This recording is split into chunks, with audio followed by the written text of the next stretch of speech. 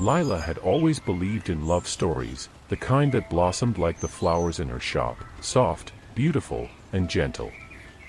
But love, as she would soon learn, could also be thorned, tangled, and terrifying. It all began when Adrian walked into her little flower shop on a rainy afternoon. The small bell above the door chimed softly as he stepped inside, his tall frame soaked from the storm. His dark hair was slicked back with rain, droplets slipping down the sharp angles of his face. He barely spoke at first. Just a quiet, "White lilies, please." Every few days, he returned for the same flowers. His hands were always cold when he handed her the money, but his voice was soft. Over time, their conversation stretched longer. Adrian had a poetic way of speaking, like a man who spent too much time in his own mind. Lila found herself drawn to him, though she couldn't explain why. Then came the first note, slipped between the petals of a bouquet he left behind. The handwriting was elegant but unfamiliar. "You look beautiful today." Her heart fluttered. But when she playfully mentioned it to Adrian, he only frowned.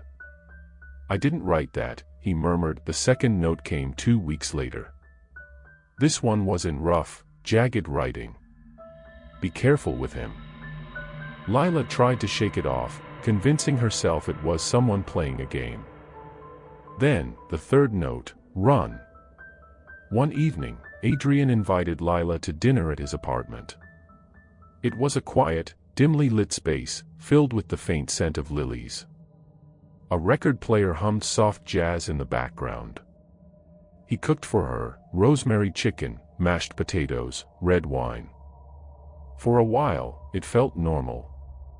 Romantic, even. Until he changed. It happened in the middle of a conversation. His posture shifted. His fingers, which had just been tracing gentle circles over hers, tensed. His eyes darkened, his entire expression turning into someone else's. "Darling," he purred, his voice deeper, unfamiliar.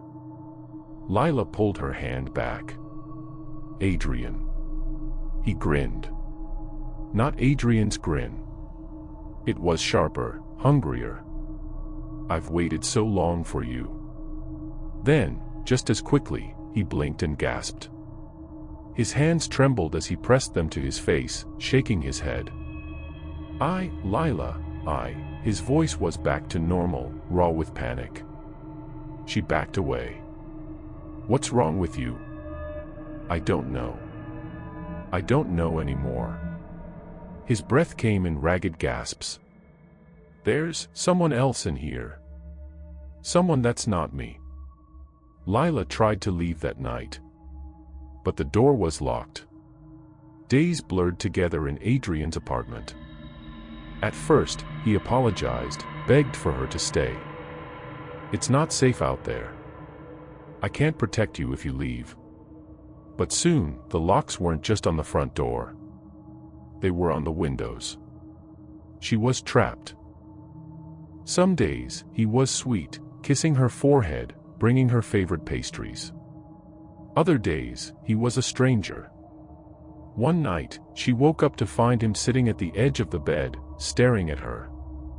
His face was twisted in torment. "He says you belong to him." "Who?" she whispered. Adrian's lip trembled. "The one in the mirror." Shadows stretched unnaturally long in the apartment. The lights flickered when she tried to call for help. The white lilies on the table wilted overnight. And then, one evening, his reflection smiled at her when Adrian wasn't. She had to get out. The next time Adrian left, Lila searched his apartment. She needed answers.